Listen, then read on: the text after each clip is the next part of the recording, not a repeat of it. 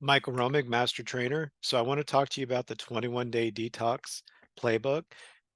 So you're going to go to our website, pgfit.com. You're going to click on login. That'll take you to the client portal where you can put in your username and password. Hopefully you received an email or a text that uh, gave you a link where you can automatically sign in, but I'm going to go ahead and sign into my dummy account here, and then you'll be able to access your dashboard where you'll see all of your playbooks. So we want to go to the 21-day detox manual, go ahead and open the playbook. And so this walks you through the 21-day detox program. So there's a couple things that I want to go over with you just so that you understand. The whole point of this program is that it's a food elimination program. It's not a diet. All diets fail. If you think of the first three letters in the word diet, they spell die. And so the whole point of this program is to eliminate certain foods that can cause inflammation or bloating. And then after 21 days, you're going to start reintroducing certain food groups back into your diet. So since the 1970s, we've introduced over 70,000 toxins and impurities to our environment. So it's really important that you go through some sort of detoxification process every 3 to 6 months. The goal isn't necessarily to lose weight, but that is a byproduct. So just by getting healthier, you're inevitably going to start losing weight. We also want to detoxify from addictive habits such as coffee, sugar, alcohol, processed foods, fast foods, junk foods, trans fats, and of course, high fructose corn syrup. So being inflamed makes you fat, and being fat makes you inflamed. When you're uh, when you take in these toxins and impurities, inevitably it's going to lead to inflammation. And as a result, it can cause all sorts of autoimmune disorders and issues. And so it's really important, like I said, to make sure that you're going through a detoxification process every so often. And there's three organs in particular that we want to detox. The first one is going to be the liver, and the liver is the largest internal detoxification organ in the body.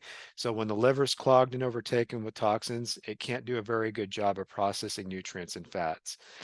We also want to detoxify the kidneys.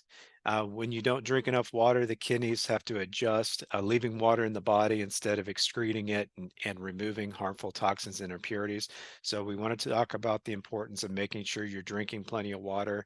And then the last organ is going to be the gut. About 60 or 70 to 80% of your immune system is actually housed in your gut. We also call the gut the second brain.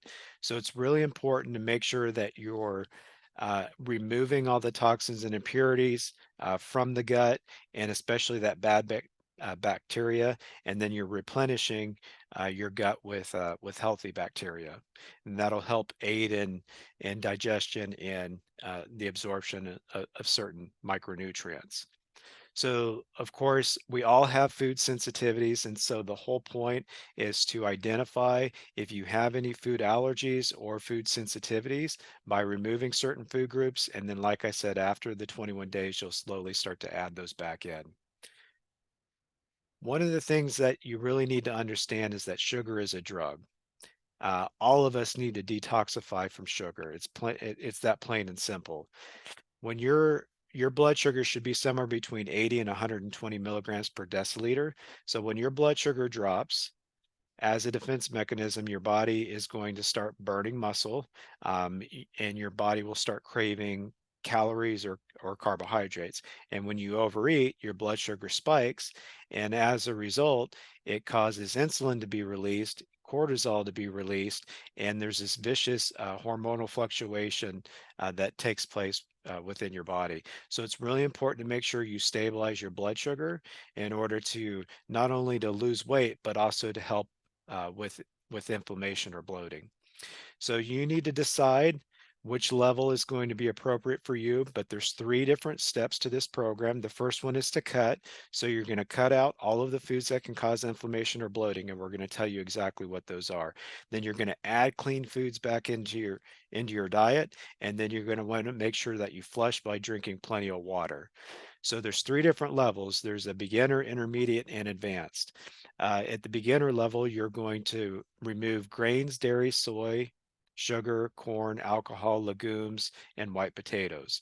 And then, of course, with the intermediate and advanced levels, there's going to be more food items that you want to remove. And like I said, the whole point is to remove all of these food items that could potentially cause inflammation or uh, food sensitivities. There's some recommendations for vegetarians. Of course, you need to make sure you're drinking plenty of water. Females should be drinking at least 2 to 4 liters of water each day, and males should be drinking at least 4 to 6 liters of water each day. So with level one, we tell you exactly what to eat, what not to eat, and what to have sometimes. And then, of course, with level two, that list of what not to eat is going to get a little bit larger. And then, of course, with level three, that list is even a little bit longer. So the one thing that you'll want to avoid if you're going to follow level three is going to be eggs and protein powders. Of course, you would actually eliminate protein powders on level two and level three. But like I said, that list is going to be a little bit longer. So here are some meal ideas for breakfast, for lunch, and for dinner. And then, of course, your snacks. We also give you a grocery list for each of the levels. So you can look those over. It's also important to make sure that you're timing your meals. So you want to make sure that you're having a meal before your workout, after your workout. We explain to you exactly how much you should eat.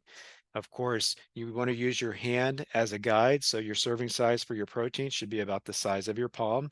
If you're a male, it might be up to 2 palms. For your fat, it should be about the tip of your thumb if you're a female. If you're a male, it might be your entire thumb.